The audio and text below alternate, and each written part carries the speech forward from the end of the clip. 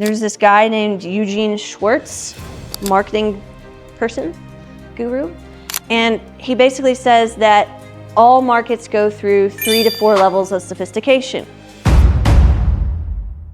In the beginning, it's very much like a novelty. So, you know, I'm sure when you were opening your schools, Miss Tammy, and you guys as well were opening your schools, like there just wasn't a whole lot of people doing that, right? Like you see the Bruce Lee movies, you see Chuck Norris, and then how accepting were adults about putting their 5-year-old in classes. We didn't teach kids. Exactly.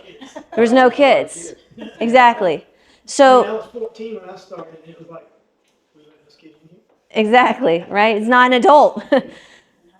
Yeah. So, I mean, like the market sophistication, it was just novel. It was new. No one was doing it. And then it moves into like that pioneer stage where there is a group that are definitely pioneers. They're going across the vast distances. They're becoming famous. Like if you think about schools that I used to hear about in California, Ernie Reyes' school, right? Like the whole, like, I only knew him from the Surf Ninjas and stuff like that, you know, like that's when I figured out about Ernie Reyes and Ninja Turtles and all that. But, you know, those demonstration teams, and then it was like those were pioneers of big giant schools. And then the next stage is we get to acceptance. It becomes normal. We're at a normal, let's say it's normal to put your daughter in martial arts. When I was a kid, there were no girls. I was like one of a handful of girls who took martial arts in our martial arts school. And then when I started teaching classes, and that's when the girl enrollment started going up because the parents could see that there was a female teaching class. And then we started getting more enrollments. We're not at that normal stage anymore. We're at the 4th stage, which is saturation. The market is completely saturated. There are schools on every corner for everything. Like we just recently had a school join us that is a culinary school for kids, right? It's not the first culinary school that we've had come into our, and in the past I was like, whoa, that's unique, right? No, it's not. There's lots of culinary schools. There's lots of martial arts schools. There's lots of dance schools. There's lots of, you name it. There's all kinds of schools that are available. And so we're at this saturation level in the market. What that means is that when you take the average parent, they don't see anything different about you to the person who's up the street. You're just martial arts, or you're just tutoring, or you're just whatever.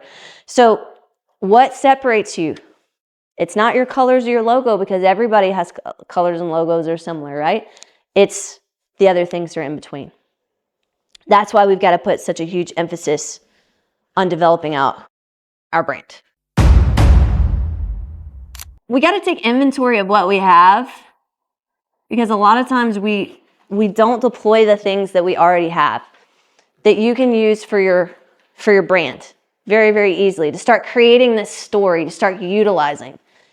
Okay, one of the things that we've done for quite a while is we've taken photos of our classes. And I'm gonna be honest, in the beginning, it was just taking photos of the classes so that you could post them as, oh, we just had an event. So there's the photos of the class, or there's the photos of the event. Not because we wanted to use it necessarily in ads, or to think about it from a social media standpoint or something like that. And so these would be things that would be photos. I think one of the coolest things, we don't do this right now, and maybe we'll change this, but Johnny Ahmed, who's been in Boardroom as well, he's from Canada, has $1 million school up there. He does lives of his events. And we used to do this with black belt test. So basically what we would do is set up a tripod, and then we would set up a live of the test. Now, do you really want, I don't know if you really want to do that with a black belt test or whatever, but you know, like what kind of events that are you having where you could set up a camera and you could go live and just let people see inside your school? A lot of times people don't even want to step inside until, you know, they can see a little bit of what's happening. So photos and lives, these are some of the things. There's a couple of things when it comes to going, like this is stuff that doesn't really, this is very easy, accessible, like you could just go over, grab it and start using it. So there's a couple of different places. You can definitely do Facebook. Instagram Live is also a really easy thing to do. Just get you a little tripod for your phone, set your phone up, go live. That's it. I like that idea. I think over the next 5 years or so, we need to really start shifting into IG for our ideal market, because Facebook users are aging and their kids are starting to get out of the ideal market. Like if we're talking about parents of 10-year-olds, they're not as many of them are on Facebook, they're on Instagram, because this is the platform that we all grew up with, quote unquote. So Instagram, and then it will shift again in another 5 to 10 years to TikTok or whatever other platform is around, right? So Instagram, TikTok Live. I have not done this yet, but TikTok Live would be another one. I think if you are going to go after the adult market, like we were talking about the other day, you should be doing TikTok Lives, because your ideal customer is there. They're on TikTok. Old Faithful, YouTube. Just need to be like, go live on YouTube. It's really simple to go live on YouTube. You can do YouTube Shorts too. Yes. YouTube Shorts would be the edited version as well.